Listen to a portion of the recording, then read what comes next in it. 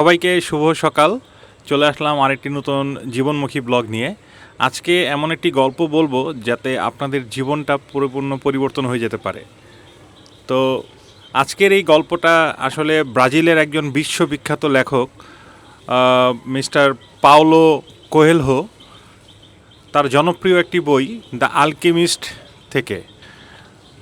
তো এই বইটি আসলে পড়ার পরে আপনাদের সাথে আমি ভাবছিলাম যে কিছু কথা শেয়ার করব, যাতে আপনাদেরও কিছুটা মানে উপলব্ধি আসে যে এই গল্পের বই থেকে কী শেখা গেল। আসলে এইটা একটা এতই বিশ্ববিখ্যাত জনপ্রিয় একটি বই, দ্য আলকেমিস্ট। প্রায় গোটা পৃথিবীতে আমার মনে হয় এক এক কোটি বা 1 কোটি প্লাস বই কিন্তু বিক্রি হয়ে গেছে অলরেডি। তো তিনি ব্রাজিলের একজন খুবই খুবই সুপরিচিত একজন লেখক। তিনি এই গল্পের বইটি লিখেছিলেন, দ্য আলকেমিস্ট। এবং এই গল্পটা কিন্তু শুরু হয় একজন স্প্যানিশ রাখাল বালককে দিয়ে। তো এই স্প্যানিশ রাখাল বালক সান্তিনিয়াগো, যার নাম, প্রধান চরিত্র হচ্ছে সে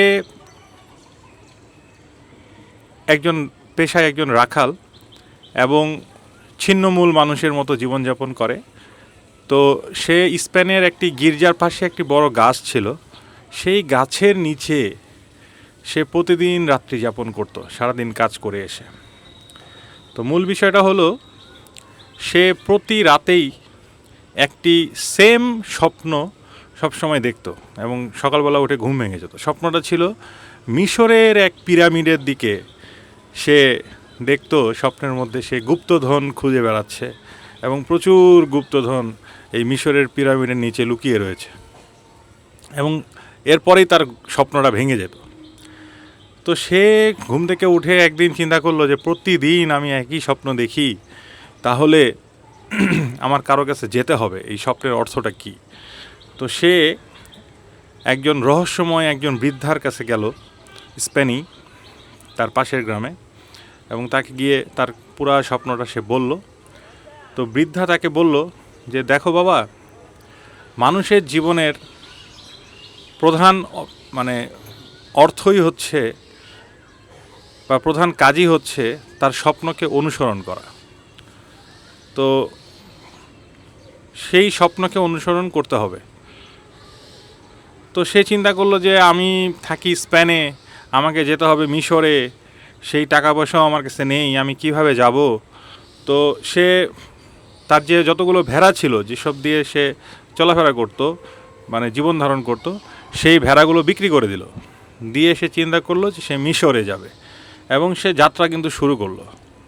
এবং এই যাত্রা শুরু করার পর সে এক শহর থেকে আরেক শহরে যখন গেল, তখন তার সব টাকাগুলো চুরি হয়ে গেল। সে যে ভেড়া বিক্রি করে টাকা ইনকাম করলো, সেই টাকাগুলো চুরি হয়ে গেল।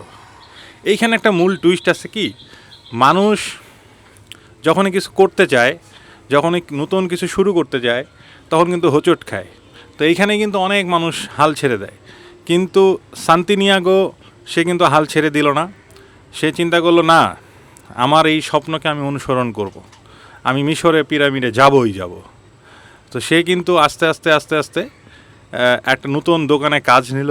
সেখানে সে ব্যবসা, যারা দোকানদার ছিল তাকে ব্যবসায়িকভাবে লাভবান করলো তার বুদ্ধিমত্তা দিয়ে।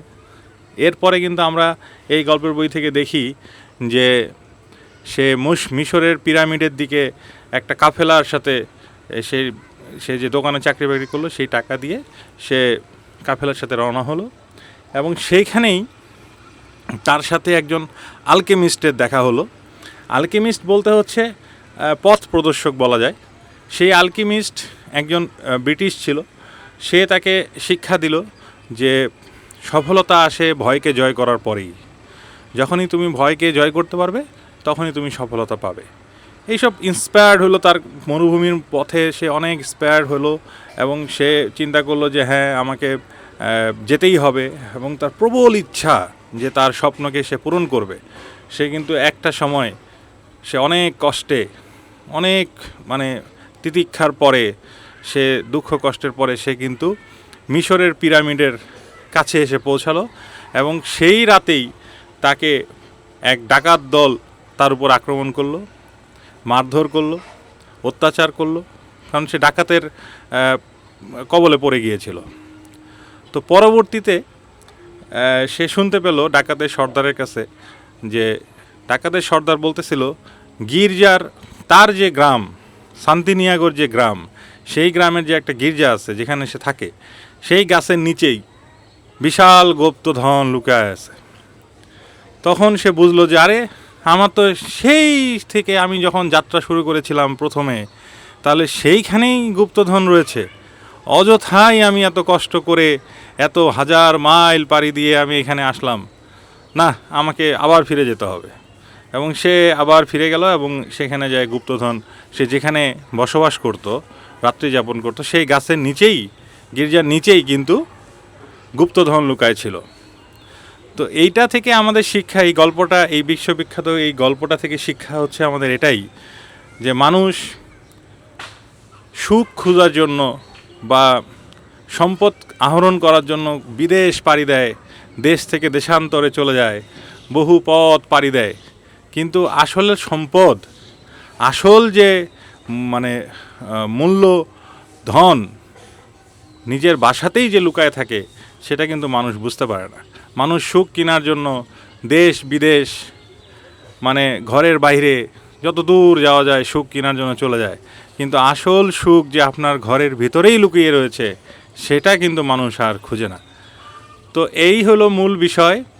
তবে আরেকটা জিনিস হলো, সে যে এই শান্তিনিয়াগো প্রধান চরিত্র, সে যে কতটা মানে উদ্গ্রীব ছিল এবং তার কতটা সাহস ছিল, সে কতটা ভয়কে জয় করতে পেরেছিল, সে সফলতা এনেছিল বলেই সে কিন্তু মিশর পর্যন্ত যেতে পেরেছিল। তো আজকের জন্য এতটুকুই। আমার মনে হয় আপনাদের গল্পটি আরও বিস্তারিত পড়লে আপনাদের ভালো লাগবে। ধন্যবাদ, আবার দেখা হবে নতুন কোনো ভিডিওতে।